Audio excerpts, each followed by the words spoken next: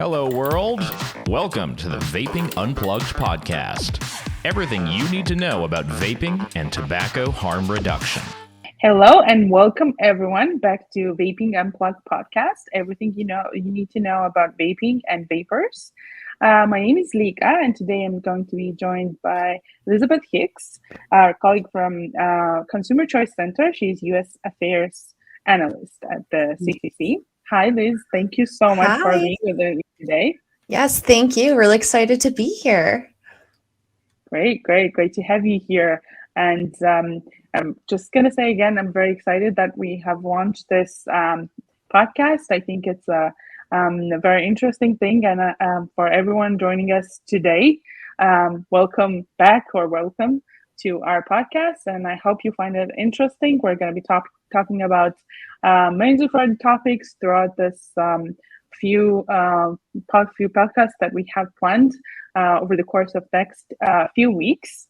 And we'll also be sharing some of the World Vapers Alliance's upcoming campaigns and projects with you, and our goals and what we are trying to achieve. So please keep an eye on our activities and on our social media as well.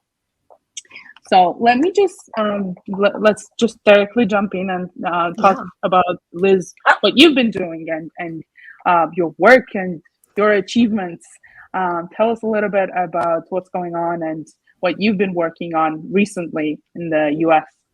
Yeah, it's been a busy time here stateside. So essentially, there's a ton of vaping bills, legislation that's being promoted throughout the United States, and it's unfortunately not great legislation. So I've been pretty hard at work trying to fight back against these terrible bills.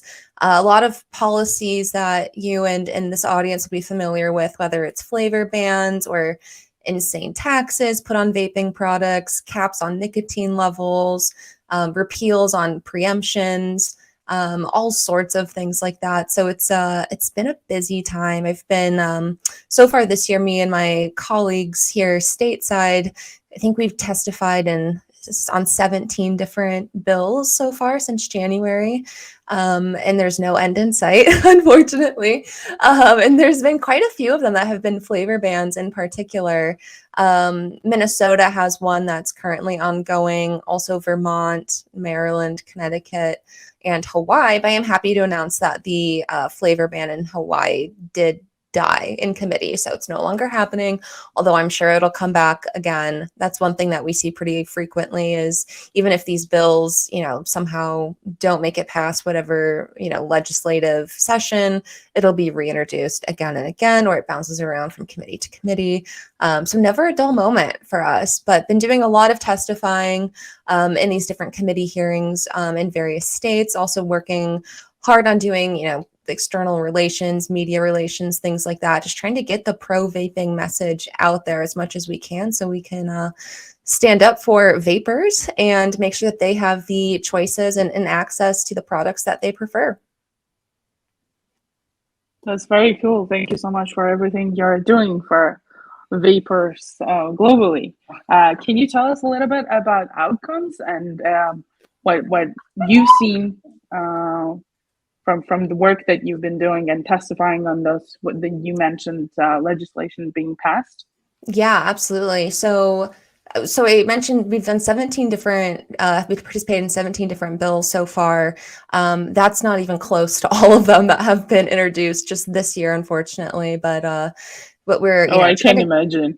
It's, it's like every day there's a new one that's popping up, and we always joke that usually one state will start it. For us, it's usually California will do the first terrible bill, and then New York will follow suit. The other northeastern states will follow suit. Illinois wants to join in for some reason, and then it just spirals out of control.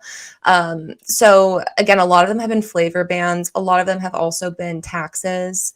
And it's an insane amount. Like one was in Alaska, it was 70% taxes, which is like, then we'll make vaping more expensive than cigarettes would be, which is like just a terrible policy for public health. We do not want people to go back to combustibles.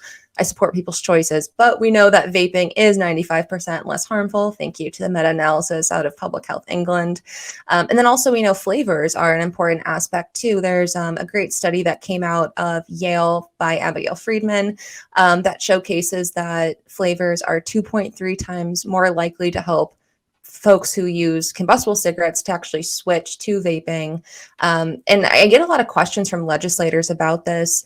Do flavors actually matter? Do they make a difference? And they absolutely do. And I tell them, it's hard to entice somebody who, has a nicotine addiction and is getting that fix through combustible cigarettes. It's hard to get them to switch with a tobacco flavored vape. I mean, a lot of us enjoy the flavors. I personally enjoyed the cucumber flavor for a long time and bounced around to different ones. But I feel like it's those kind of more enticing, fruity or whatever type of flavor profiles are the ones that get people away from the cigarette. So that's been, I think, really important. We do get a lot of questions from legislators as well. There's a lot of just misinformation about vaping. Is it healthy? Is it safe? And I always try to tell them, we're not advocating that it's healthy, like, take your vitamins and get your vape.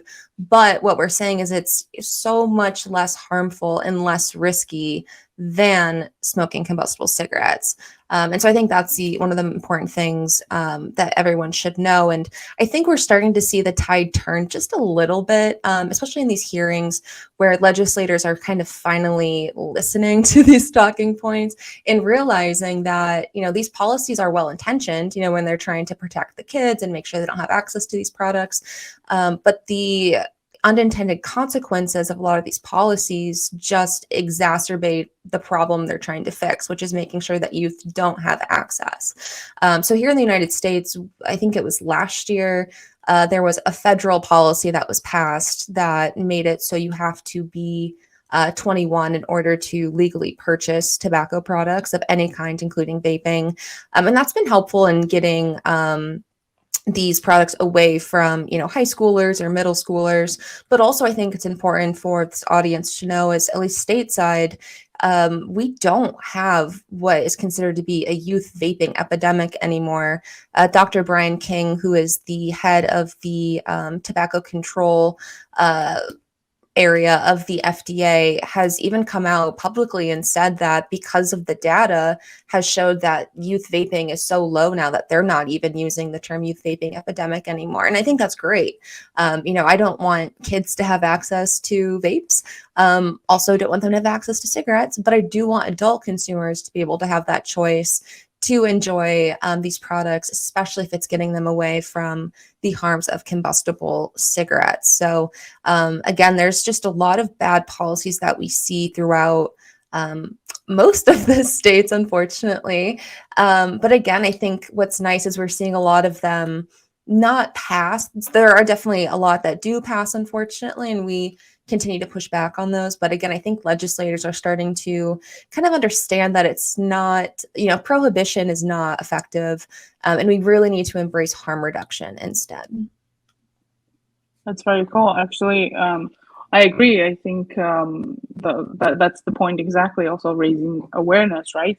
And WVA has also done similar things in Europe as well. For example, in Netherlands, which actually does have flavors ban, but we did participate in government consultation when it was open about this flavor ban, and 1,500 submissions came through on that, because consumers are actually very concerned about the negative outcomes of this legislation. It was a lot of people. We also did the Flavours campaign. Kind of similar what you said for I'm just pausing for it to be That's okay. these parts. So WVA also did the Flavours Matter campaign, which was similar to what you said. People need to have choices, and we actually did in the streets. The kind of part of the campaign was that we were giving out flavorless ice cream in the streets, and we're asking adults if they would be okay with just having flavorless ice creams, and yeah, how attractive it would have been. So I think that way, when you just compare other things, so people can have comparison, it just puts in a perspective. So everyone, of course, legislators, but everyone understands it better.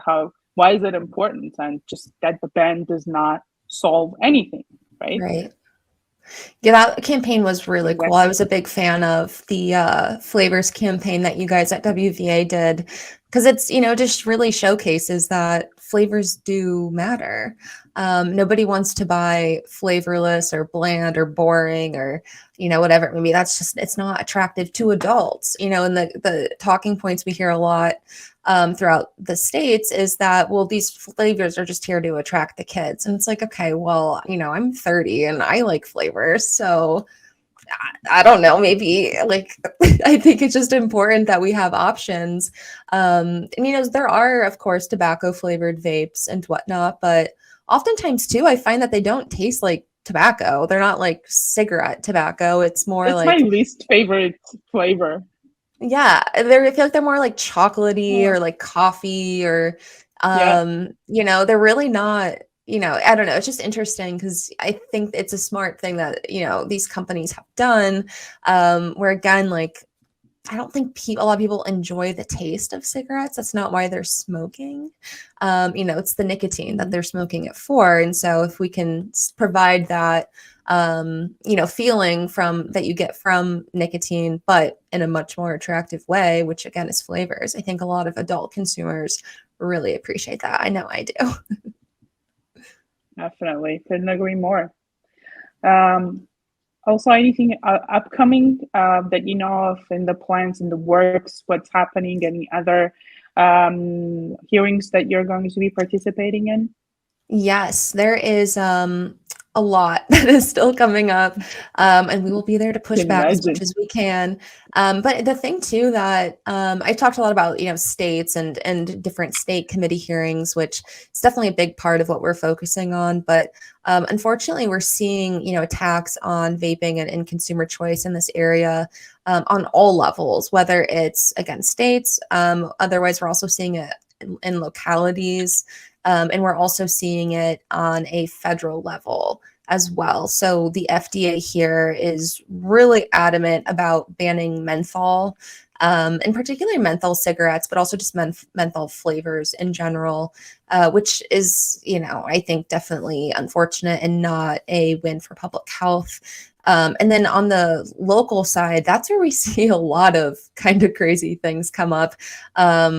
In California, especially, and California is notorious and infamous for just bad policies, especially when it comes to vaping. But they are actually going forth with a tobacco-free generation policy, which I know you folks have seen throughout some places in Europe, and I think Malaysia is also trying this, and there are a few other countries also pursuing this terrible idea, which is essentially, after a certain year. So like, let's say you were born in, I think here it's 2007, anybody after 2007, if you're born in that year or later, you are legally not ever allowed to buy tobacco products, which for us, one of the big arguments that we make on all of these different policies, whether it's, the flavor bans, tobacco-free generation, taxes, nicotine caps, preemption repeals, whatever it is, however they're trying to push back against vaping. One thing that we always bring up is that we're just empowering the illicit market to then go ahead and fill the void for consumers, which is dangerous. These products are not going to be regulated. They're not going to adhere by regulatory standards. And one thing I always mention is the illicit market does not check age IDs. They don't care how old you are. They will absolutely sell to kids, which again, if the whole goal, which we're seeing at least here in the US, is to protect the youth, making sure that we have actually accredited and regulated vaping shops or stores, is important. Otherwise, we're just going to be empowering the illicit market, which is going to be empowering criminals. And again, going to get bad products out there for consumers, which will be very harmful to public health and to these people. And so I think that's something that we're continuing to keep an eye on and trying to make sure that, again, we have access to these products and that they're safe. And the only way we can do that is through, some hopefully light form of regulation. We don't want to be overly regulated by any means, but we do want to make sure that the product standards are there and that what people are actually buying and consuming is, what they think they're buying and consuming, which if it's, a legal vape, then we know it's good to go. So I think that's something that we, are really trying to keep an eye on and focusing on. And again, we're just about halfway through the year of 2023. And so I anticipate we'll be seeing a lot more bills coming up, a lot more, local policies popping up. Hopefully not too many more federal policies, but you never know. They like to keep us on our toes. But, we will, keep an eye on it all and keep pushing back and, making sure that we're standing up for consumer choice and for those that, want to enjoy these products. Awesome. That's great to hear. Thank you so much for everything you are doing again for vapors. And I know this is not only the US problem, as you mentioned, Right. Flavours and Flavours are attacked in a lot of countries, as well as the tax regulation that you mentioned, maybe not everywhere the same, like 70% sounds actually very high, but that's also the case. I know, and that's also the case in a lot of countries, a lot of places. So we're also going to be doing our best to fight for consumers to be heard and consumer opinions to be taken into account when this legislations are made. And I want to take a moment here to also announce that WVA has just launched our Beat Smoking Like Sweets campaign. And we just want to highlight why Sweden has this success rate. Sweden has the lowest smoking rate in the EU and is actually the only country on track to achieve the EU smoke-free goal of 5% of smokers nationwide. So this is very important. We wanted to highlight what they did and what was so successful and what are the lessons everyone can learn so we can achieve similar goals. So everyone listening to our podcast right now, keep an eye on our social media accounts. Campaigns launched already. If you want to read more about it, go to our website. The campaign is called Beat Smoking Like Sweets, and we have some cool things planned. Keep an eye on those.